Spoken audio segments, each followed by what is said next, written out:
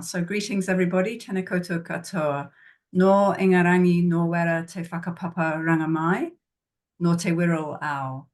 O mano herakia te kaianga, hei kaitohu o I New Zealand Food Safety Science and Research Centre. Ko Libby Harrison toku ingoa, tēnā koutou, tēnā koutou, tēnā tātou katoa. So I'm originally from England and Wales, and I grew up on a place called the Wirral. I live in Alexandra now, and I'm the director of the Food Safety Science and Research Centre. So greetings, everybody. Normally, Kyla, our industry research liaison manager, introduces these seminars. However, we have something a bit different today. Our co-hosted seminar with the between the New Zealand Food Safety Science and Research Centre and the Fresh Produce Safety Centre, Australia, New Zealand. So you've got two of us introducing today's webinar. So I'm really pleased to be co-hosting this webinar with Fazana Adams, the Chief Executive of the Fresh Produce Safety Centre. The two organisations have long been collaborators, but I think this is the first time we've co-hosted a meeting, and hopefully it won't be the last. I'm sure it won't be the last. We have many shared goals, not least to improve the safety of the food consumed by Australians and New Zealanders and that which we export overseas. So I'm sure you're going to enjoy hearing about the Zespri Innovation Fund, which has many goals, including food safety, also called the ZAG. And Brian Parks will tell us more about this, but I'll hand over to Fazana, who's going to introduce Brian. Kia ora, Libby. Thank you very much for that introduction. And it is an absolute pleasure to be co-hosting this with the New Zealand Food Safety Science Research Centre as the Chief Executive of the Fresh Produce Safety Centre, Australia, New Zealand. It's my pleasure to introduce Brian Parks, who is the Head of Innovation Acceleration at Zespri. Brian spent over 25 years in the agribusiness industry, and 20 of those have been in the kiwi fruit industry. Brian is passionate about developing and evolving the agricultural industry through innovation and R&D. Brian's role is all about building a team to enhance the brand's innovation strategy, processes, and commercialization. And Brian works with startups and solution providers to activate the ZAG fund. Brian will also be joined to field any technical questions by Dr. Agam Nangal. Dr. Agam has a PhD in food safety from the University of Sydney, and he's been in the horticulture industry for 14 years, leading programs in post-harvest, fruit quality, disinfestation, disaster management, and market access. His role at Zespri is to help in mitigating food safety risks across the supply chain. So it's my pleasure now to hand over to Brian, and I do ask our attendees to please pop any questions that you have in the Q&A tab, and we'll monitor those and we'll pass them on to Brian and Agam at the end of Brian's presentation. Brian, over to you. Oh, great. Thanks for the introduction, Fazana, and thanks, Libby, for the introduction as well. Kia ora koutou katoa, everybody. And firstly, thanks to the New Zealand Food Safety Science and Research Centre for a chance to talk to you today about Zespri and the Zespri Innovation Fund. I've got a talk that's in two parts. Some of you have probably heard of Zespri, but you don't necessarily know much about us and our industry and how it works from the inner workings. So I'll give you a bit of an overview of that because that'll explain the context for the Innovation Fund a lot more. I'll cover some of the innovation and how we approach it, the Innovation Fund itself, and then some of our early progress that we've made since launching the fund. So yeah, Zespri and the kiwi fruit industry. Most of you will know that Zespri is responsible for exporting kiwi fruit produced in New Zealand and selling it outside of Australasia. So we don't sell within New Zealand or Australia specifically. Here's a bit of a summary of the industry and the New Zealand kiwi fruit production and a graphic that shows where Zespri sits within the value chain. Unlike a lot of places that sell fruit, Zespri is not actually owning any orchards or packhouses, so we're not vertically integrated. Instead, we work collaboratively with post-harvest and growers, coordinating supply chain, undertaking marketing and sales on behalf of the whole country. So from a Zespri perspective, our job is to link the consumer and the grower and to put market signals in place. So if the consumer has a preference for taste or size, we'll put some commercial drivers in to drive that towards giving the consumer what they want. We also coordinate the logistics from New Zealand to the markets to ensure the quality arrives as per what we plan, and to coordinate marketing campaigns to sell the fruit.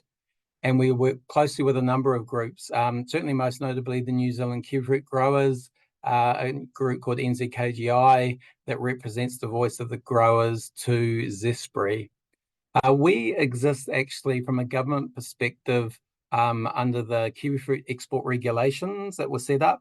And from that perspective, they set up a single desk that sells New Zealand kiwifruit. It was originally called, back in 1988, the New Zealand Kiwifruit Marketing Board. Then they came up with a far funkier name called Zespri International in 1997. Importantly for this talk, up in the top right-hand corner, you'll see there's a little bubble that says innovation. Under the regulations, Zespri invests in innovation to generate value for the whole industry. So we're not just investing on behalf of Zespri, the corporate. We invest margin that we take from the growers, but we also invest corporate profits into innovation. And importantly, that gives us the scale to invest in some rather major research investments that take a long time. So things like new cultivar development, we now, because of that investment model, have scale and time to be able to invest in that sort of investment. This is a quick sort of summary by numbers of Zespri, the single desk. So the single desk is a marketing model where Zespri is the only seller of the fruit. We've got a few things in here. We're 100% owned by New Zealand growers. We've got almost 1,000 staff around the world. We're one of the major fruit brands in the world because of this single desk. So because instead of fragmenting New Zealand's marketing under multiple brands, we're selling it all under one brand. That means we get more market penetration, we have more branding power, and we advertise about $100 million worth of marketing each year promoting Zespri fruit, which has put us in the top 5 kiwi fruit brands in the world. So reasonably major, and had some huge success from a financial perspective, growth-wise.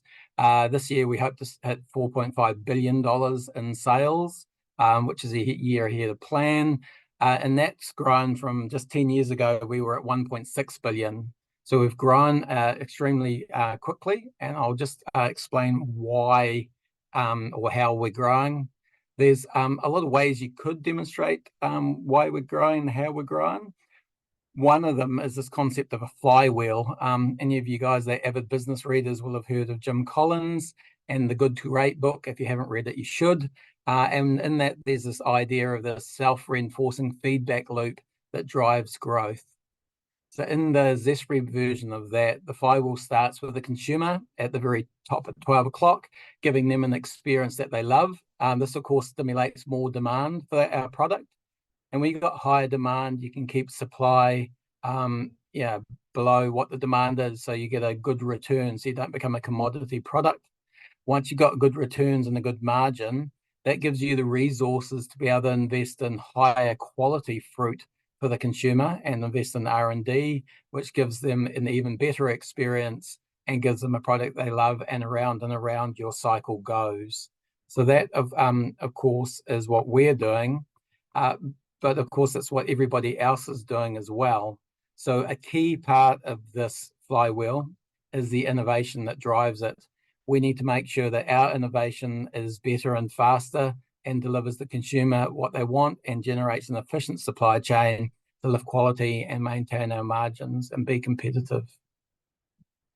And we've done some really good progress in the last 6 seasons. You can see here, we've lifted volume by 19%.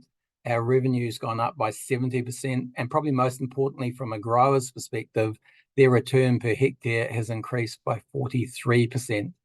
So we made some really good financial gains in the last 6 seasons, but Zespri is more than just about financial gains. Our purpose is about people, communities, and the planet being better off. And so from an investment and an R&D perspective, we are looking to lift both financial returns, but also things that help the people, communities, and our environment. And that's one of the key drivers that drives our research and innovation investments as well. So in here, you can see this is the value chain. It all begins with the consumer, but we have to make sure the growers are happy. They own Zespri. They get to choose who's on the board of Zespri and have a major influence over supply chain. So we focus on both consumer and the growers. And then we have to make sure the other parties in the value chain are also getting a positive effect and have the margins they need to be commercially viable and successful. And then there's that outer ripple effect that flows on beyond the visible boundaries of the industry into communities and having enough positive environmental impact. As they say, it's hard to be in the green when you're in the red. So having positive financial returns is really important. So here's some of the highlights we've got on delivering on our purpose. We deliver 5 billion healthy eating occasions because we've got such a great product to give to consumers around the world. We've got generated 22,000 jobs around the industry. We've got attract really good quality staff, so estimated to be in the top 20 percentile for organisations. And our growers are 75% happy, which isn't quite as high as we want it, but of course that's a pretty good happiness score from growers' perspective, and we're from consumers an 8 out of 10. So still can climb, but pretty happy consumers, and we're investing over $6.5 million into our community programs. From an environmental perspective, our transport packs are 95% in cardboard. We're wanting to lift that towards 100% in the next year or two. We've driven our carbon emissions down by 20%, and we're looking to improve our water use efficiency. So making some good progress, but needing to drive that through further innovation. So now I'll flip over to the innovation program to give you a bit of an overview of that. There's quite a few variables that we need to drive our flywheel, innovation being one of them, but we need to be commercially viable and deliver on our purpose. So innovating is absolutely fundamental to this. We split our research and innovation into two very broad areas, about $20 million in each per annum, so 40 million in total. And we run an outsourced model for research. So unlike Fonterra, the dairy food industry in New Zealand, but who runs a lot of internal research, we almost exclusively outsource to solution providers and research groups to target any specific innovation needs that we have. On the strength and the core side of it, this is focused on addressing core competencies of the industry, so enhancing on orchards and supply chain performance, fruit quality on existing orchards. And so this requires us to be really closely embedded into the day-to-day and annual cycle of the industry. So it puts us in a near-term challenges and opportunities focus, often a bit of Kaizen type continuous improvement. The other focus on Create the Future is actually quite the opposite. This is about transformative innovation. This is where we focus on things that are going to totally change and disrupt the industry as it is today.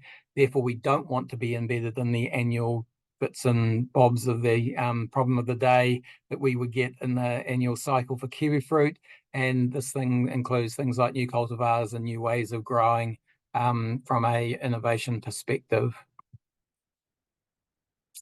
And we structurally divide our program, our high-level investment into portfolios that you can see here, ranging from new cultivars across that list through to health and nutrition.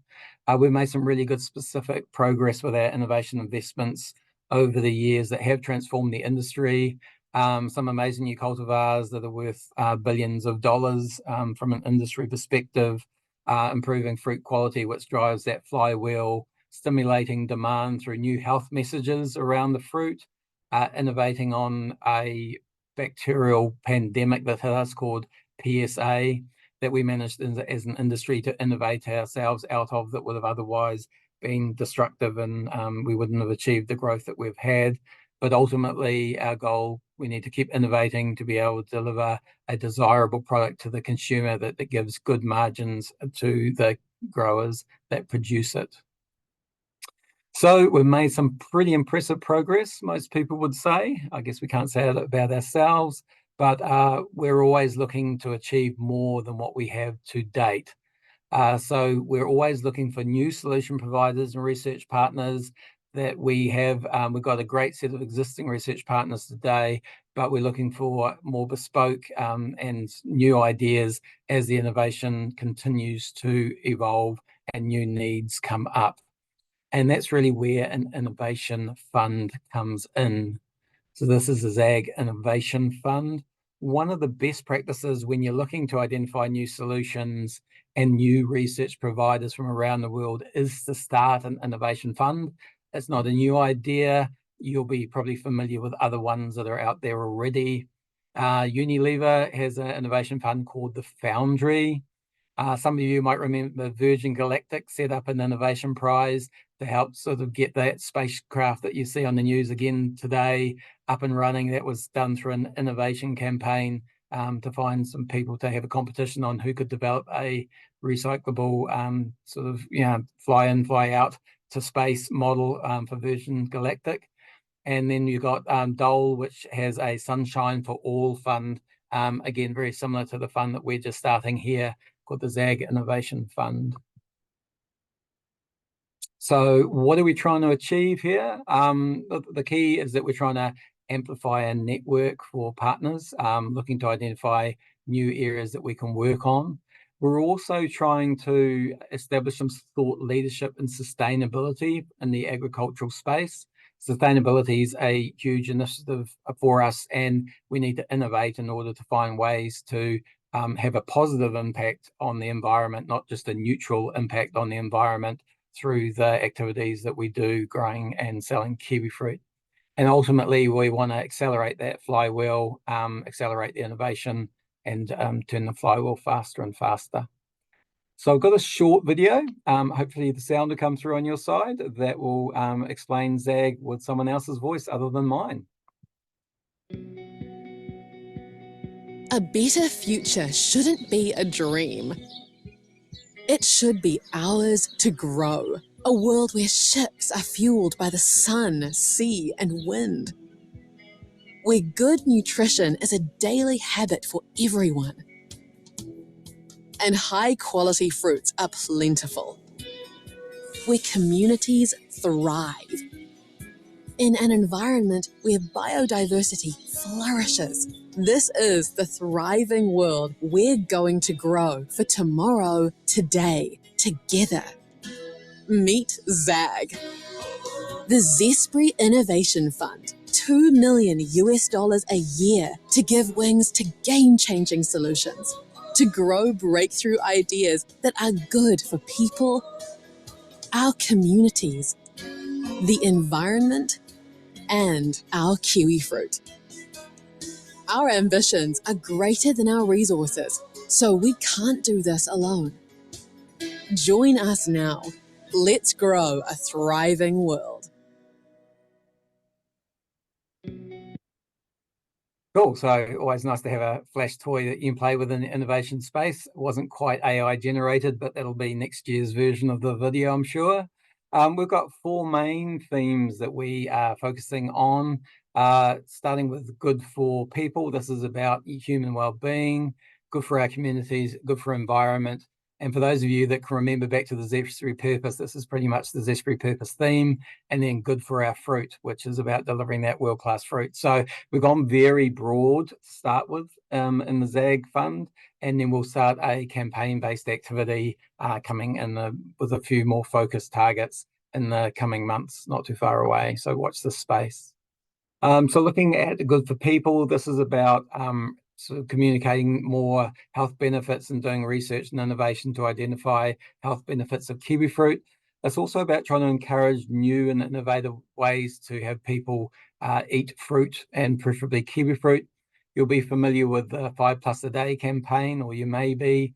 We just started another innovative campaign in Spain, which is an internet-based model where they've got a large bear, and through your app, you can feed the bear a food of your choice, and the bear either gets healthier and happier or less healthy, or less healthy and happy. It's a virtual bear eating virtual fruit served up that you choose from your iPhone app. So that was another quite innovative way of encouraging people to eat more healthily. When it comes to good for communities, this is about positive impact on our communities. We define our communities as the people that are connected and helping us produce the kiwi fruit in the broader sense. And that's helping us strengthen those communities through helping their health and good state of mind, and supporting them financially through some initiatives. So any new initiatives to help the communities through an innovative way of doing that, we're looking at getting. From an environmental perspective, we're looking about restoring the environment for future generations, focusing on solutions that reduce emissions, advance sustainable packaging, and manage our water use efficiently better. So reducing our footprint, going for that fully recyclable, reusable, or compostable packaging, minimizing our waste, and using our water more efficiently. And then in good for the fruit, this is all about decision-making tools for growers to allow them to produce better quality, better yielding fruit, better pest and disease control systems that are less environmentally impacting, so biological control-based systems, climate change adaptation to work out ways how our orchards could become more resilient, and addressing, of course, food safety. And one of the questions we have to ask ourselves is, why would people work with ZAG? There's lots of pots of money out there. When people have got a great idea, it's not actually that hard to find money. In fact, VC will probably be knocking on your door pretty quickly if you've got a great idea and they find out about it. So why would you actually bother working with ZAG? Well, one of the main things is a lot of VCs and most people who want to give cash want something quite tangible back again, generally equity. As you recall back in the Zespri model and the legislation that we set up under, we can't actually take equity in anything that's outside of our core business. So when we're engaging with third parties, we're really engaging with them in a Bill and Melinda Gates kind of grant, as opposed to a VC company that's looking to take equity and extract direct profits from the solution provider. So that's one of the big advantages that we think we have about why people might want to work with us. The other thing is that the kiwi fruit industry is a great little lab. Compared to most fruit industries, we're not huge, but we do have a very integrated data collection modeling systems throughout end to end. We've got the means to be able to test new ideas and then use that to optimize the idea and the product, and then take that out to more industries around the world.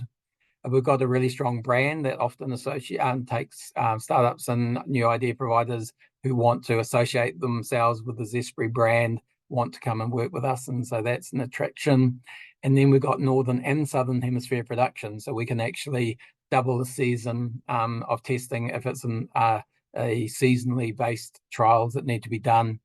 And then finally, we've got some very talented innovation leaders and managers within our team that can help accentuate and develop the ideas that we're testing further.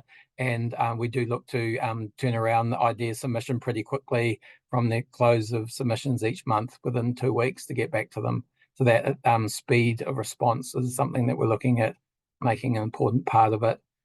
As I said, we're mainly targeting Europe, USA, Singapore, China, and New Zealand service providers. But the secondary thing is that by having the ZAG fund, it does create a positive halo around the brand, the Zespri brand, with our consumers and our own employees, as we are being seen to be trying to improve the environment and to invest in being a more innovative company. How does ZAG fit and plug into the existing innovation activities that we have? Well, ZAG is really an idea capture funnel in some ways. We run stage and gate, and so any ideas that come in via ZAG come in via gate 1, if you can see that between strategy and ideation.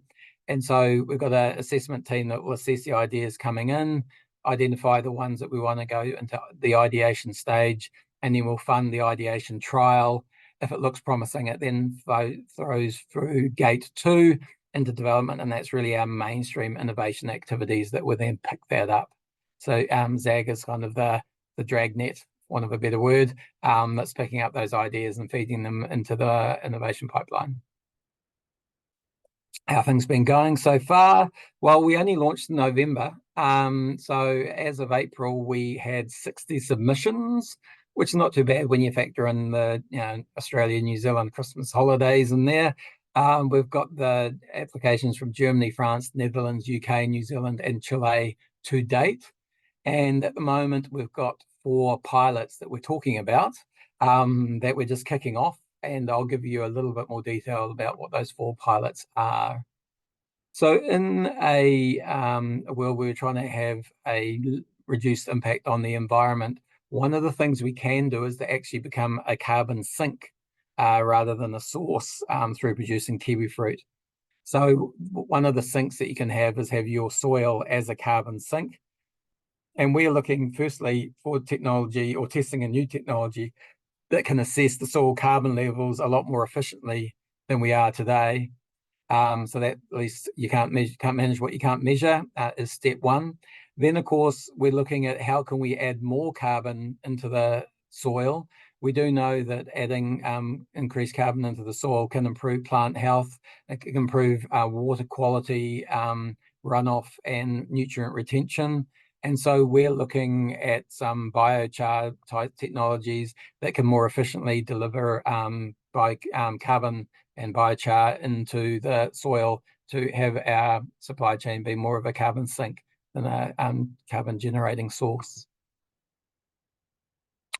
The other area that we're looking at is a new detection technology that can detect chemicals in extremely low levels and with high accuracy. So you're probably wondering what a picture of a moth is doing there. The technology uses insect pheromone receptors, and so this is an extremely efficient technology when it comes to picking up volatile chemicals.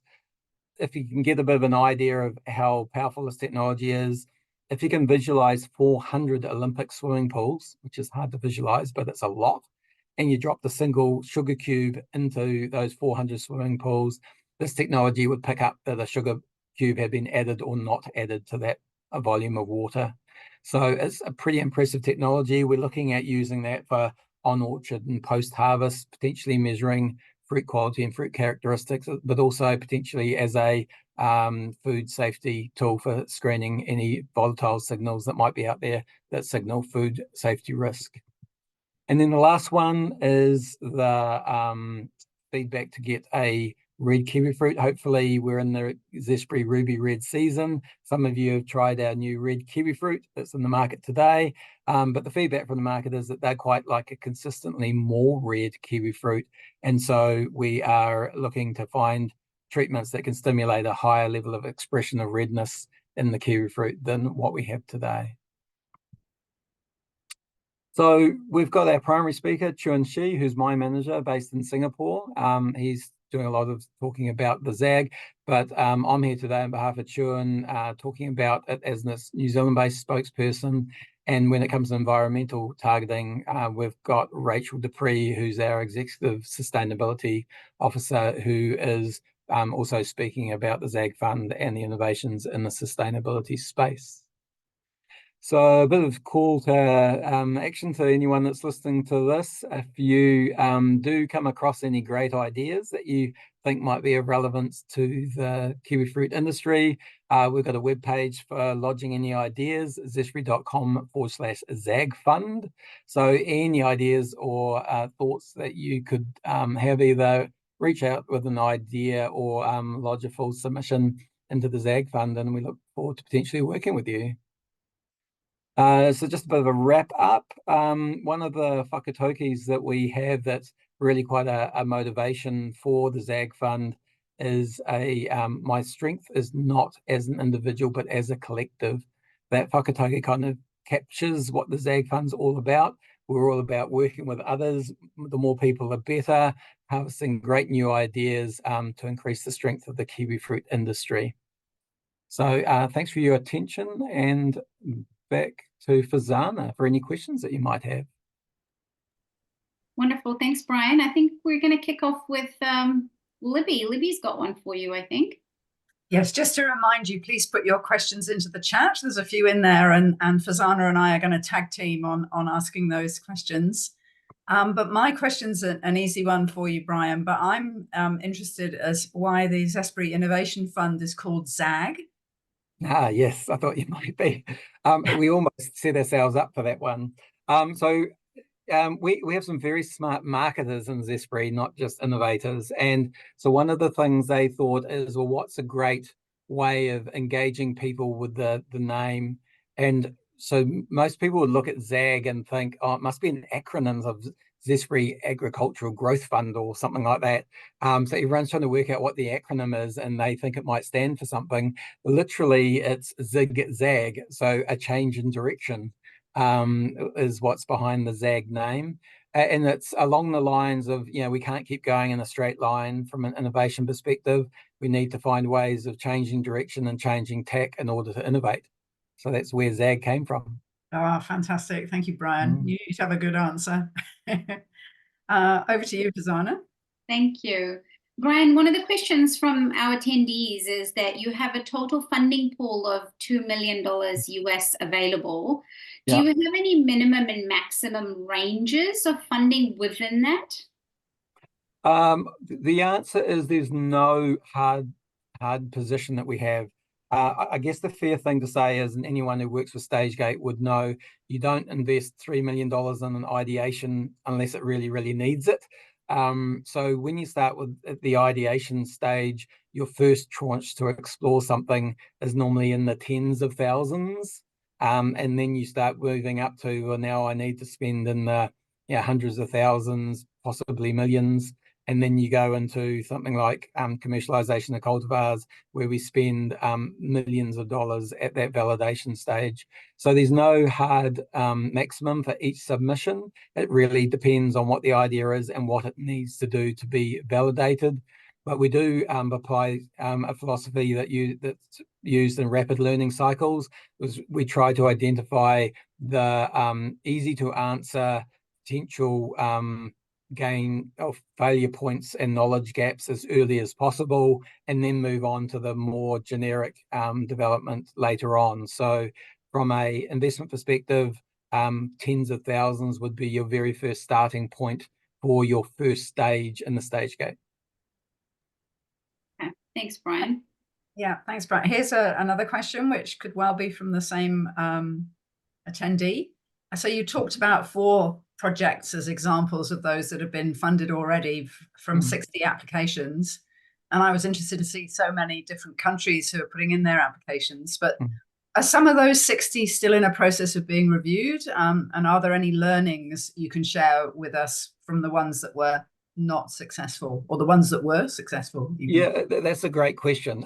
So the answer is those 60 haven't all gone to what we call a ZAG den, but like Dragon's Den.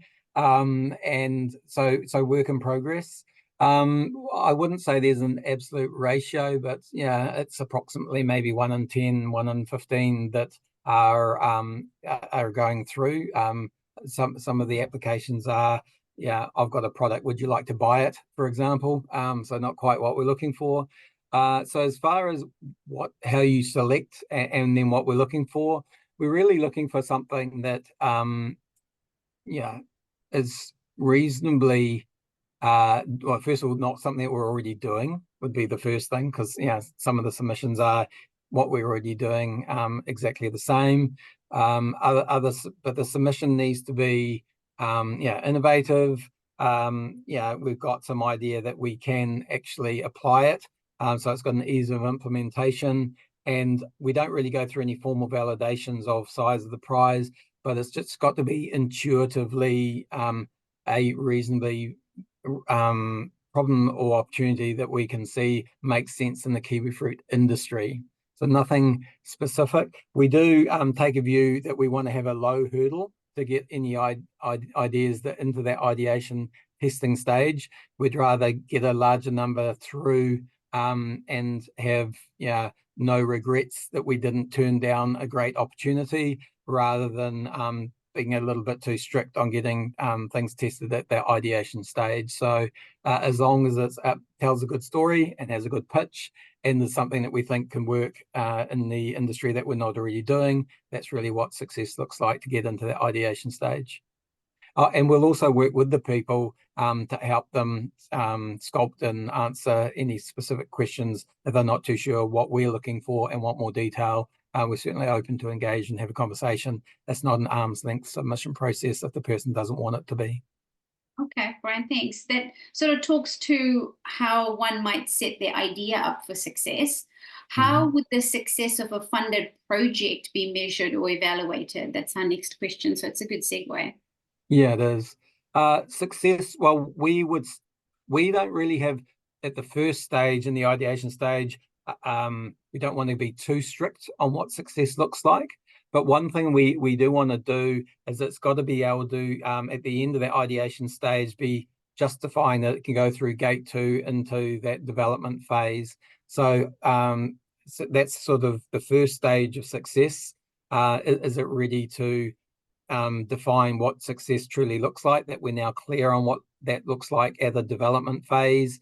Are we starting to get some clarity about what the size of the prize might be? Are we getting a bit more clarity about the ease of implementation and what that might look like? And are we clear about the knowledge gaps that we want to answer? And that's kind of what you'd want to have at the end of the ideation stage.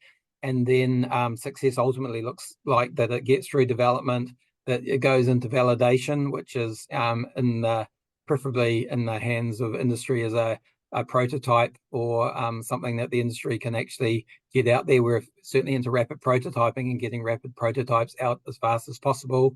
And of course, our ultimate measure of success is that it adds value quantitatively or qualitatively to the people, communities, and environment that we work in. Great, thanks, Brian. Now, this one's a short and sweet question from Ashton Partridge. Can we put in more than one application? Absolutely. Great, thank you. I guess that would be the answer. Do you want to back to you, Fazana? Yeah, sure. I mean, I think the next one's probably more general to Zespri as opposed to specifically related to ZAG. And so the question from Said Angeloni is, your current significant incremental increase in revenue, is it COVID related, increase in selling cost? Is it innovation related, or is it both? I guess, what are the drivers for the increase in profitability? Yeah, great question. Really, it's innovation, to tell you the truth. Our biggest driver that's driving up our returns is a cultivar called Zespri Sun Gold, or Gold 3, for those of us that developed it. And it's a cultivar that has got huge demand in the world. We're continuing to ramp up our production of it. It produces extremely well. It is extremely desired by consumers. We've managed to continue to stimulate demand ahead of supply, so it's still a super premium priced product. And it's that increasing volume of sales in that Sun Gold that's driving it up. And another part of the driving up is that recent ruby red and kiwi fruit that you've seen, hopefully in the markets, that's starting to add to that value as well. We did get hit a little bit by COVID, and the main way that hit us was we didn't have sufficient labour to harvest the crop that we wanted, mainly because we couldn't get any immigrant labour to help us because they were locked out of the country. And so the total labour pool we had wasn't as high. What that resulted in, and Fazana will know more than anybody, is that we probably harvested our fruit in not the best way. And when you don't harvest fruit well, it has a knock-on effects all the way through. Part of our increasing returns this year is that we've now got the resources we need to be able to harvest the crop. We've dialed up the whole quality confirmation and resources to be able to deliver a better quality product. And then we're a little bit at the whim of Mother Nature. Is it a slightly higher yield or low yield year? But yeah, that's what's seen the drive up in the last 2 years and 3 years for Zespri's returns or declines of return over time. Great, thanks, Brian. Very comprehensive answer. So the next one is from our anonymous attendee. Feel an application, a submission coming from this person. Does the funding require equal financial input, or is Zespri willing to fund research 100%? Great question. And oh, sorry. No, you answer that question, and then I'll answer the second. I'll ask the second half because it's different. Yeah, so the answer is yes, we are willing to fund 100%. Although it's always nice to have skin in the game. So it depends on the conditions of what else is going on. Cash is always one part. The other part is is there IP that we are willing to work together to jointly own? Is there a promise or commitment to apply this actually to the kiwi fruit industry? If we were funding something that was, say, 100% owned by the other party, and their actual goal was to run off and take that technology to the banana industry, we'd be less inclined to fund 100% of it, because it's our growers' money and we need to spend that wisely. At the same time, if it was clearly a kiwi fruit beneficiary that it was only able to run at 100% funding and we couldn't get any leverage from anywhere else, we'd certainly be willing to fund that at 100% if required. Great, thanks, Brian. So there's just a few more questions and they're all kind of related. So, and you're doing a great job answering them. But the second half of the question I just asked was, for a product that is designed to work within the entire cold food chain, would ZAG help put together a team of testing sites and stakeholders within their chain? The answer is absolutely yes. That was one of our why work with us comments, if you recall. So one of our advertising points is that we have a relatively coordinated and friendly, as Anna would say, friendly kiwi fruit industry, and Zespri and all the other parties that we work with in the supply chain all work really well together in being able to test ideas from orchard right through the supply chain, right through to our warehouses and even into our supermarkets in the market. So we do run quite an integrated supply chain that lets us test innovations right across the pipeline. So yes, absolutely, Zespri can work with parties, and we are working with parties to do that sort of thing already. Excellent, thanks, Brian. A quick one here, I think. Are NDAs sought or required from the parties submitting? The answer is generally yes, just depends on what facet of it. So we wouldn't expect the party to have an NDA about information they've got freedom to operate on. Some areas, for example, on the health benefits of kiwi fruit, we would say we don't need an NDA. If we were looking at funding 100% and there was some IP involved, clearly both parties would have NDAs. NDAs are always mutual, is the way we do them. It's never one-sided. So both parties would generally be benefiting from an NDA in some way. Great, and that links to the final, not quite the final question. What IP current and learned considerations are given? Yeah, and that really is your standard NDA type structure. Anything that you already know is yours. Anything that we bring into the table is ours. Any new jointly developed IP, it kind of depends on the situation. Sometimes we would absolutely have the party keep all of their IP. We wouldn't expect anything. That's actually more commonly the case anyway. And sometimes if it's requiring a lot of Zespri IP combined with this other solution providers IP, then there might be a bit more shared expectation. What we often say from an IP perspective is, we might own the IP as applied to the kiwi fruit industry, and you can go and apply this IP to the rest of the world, which is not too bad considering kiwi fruit's less than 1% of the fruit bowl. So they're often the other party's quite happy with that arrangement, and we're here only for the kiwi fruit industry and not any other industry, and so that works with us under the regulations as well. Yeah, thanks, Brian. We've just had one more question come through, and then I have a question for you as well. So from our anonymous attendee, what are the criteria for deciding on an idea, and are there weighting levels? Great one. And yes, always open to how we can screen ideas more efficiently. You never want to let the golden goose go past you. There is no specific criteria. We've got an expert panelist that review it. They look at those considerations of, how implementable could this be? Are we already doing it? What's the potential size of the prize or updates or, the opportunities? And then it's really a qualitative, as low a hurdle as we can get away with decision, do we fund this for the ideation stage or not? So I would say it's reasonably low bar, and the considerations are qualitative, and we try to get as many good ideas through to ideation stage with a no regrets funding model. If it doesn't work, it doesn't work. That's how the ideation innovation model funnel game works. So the more good ideas you throw in that you think might work, the more likely you are to walk out with something really useful at the end. Thanks, Brian. Very insightful. So a last question from me, and then I think I'll hand over to Libby to close us off for this webinar. Given that you're speaking to a food safety focused audience here with the New Zealand Food Safety Science Research Centre and the Fresh Produce Safety Centre ANZ networks, are there some key food safety challenges that this community could be thinking about around potential ideas?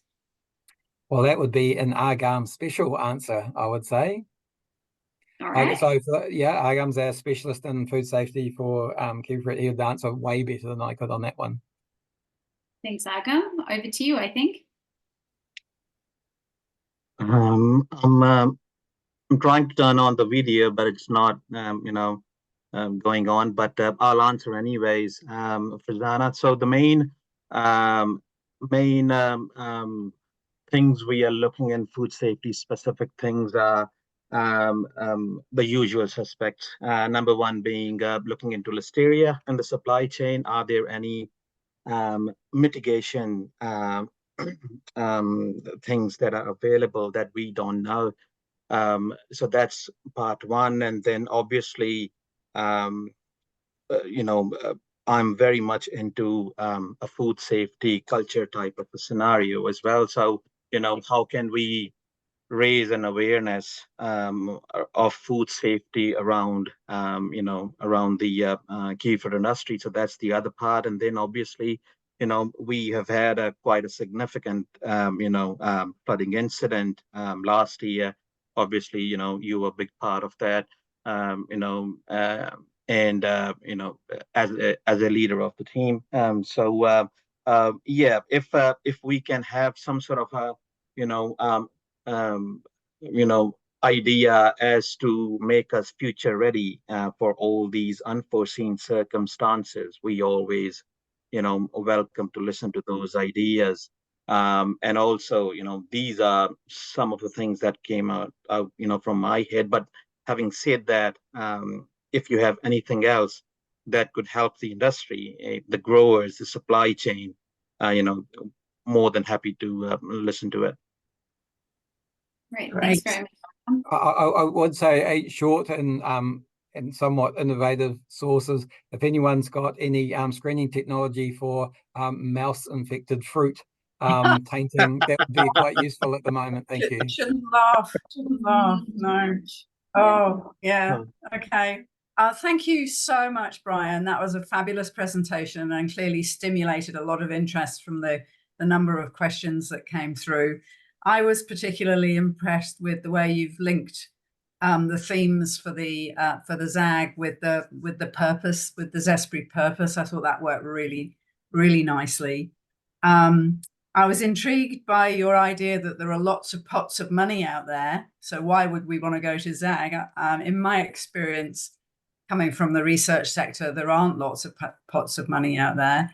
So I hope this will stimulate some of our research partners to put their heads together and support you.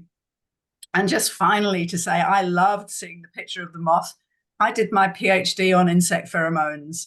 So it's wonderful to see that technology that is being put into good use. So thank you so much. And I'm really pleased we managed to get Agam involved at the end as our food safety expert from Zespri. So thank you. And Fazana and I were both delighted to be able to host this webinar together. So thank you, everybody. Thanks for your attention. And Kyla, can we advertise the next one? There will be another webinar coming your way soon. Yes. Sorry, the next one is scheduled for the 23rd of May. So we'll get that set up and invites sent out to you soon. Great. Thanks, Kyla. Thank you very much. Good. All right. And that's all. Thanks, everyone. Thank you. Thanks very much. Bye.